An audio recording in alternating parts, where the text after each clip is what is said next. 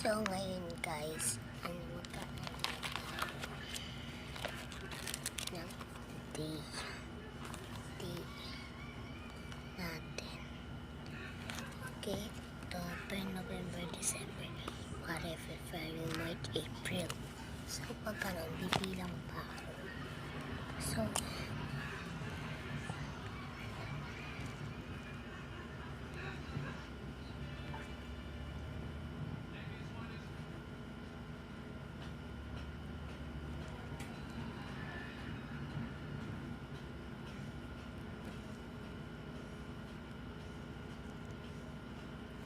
ayun na nga guys.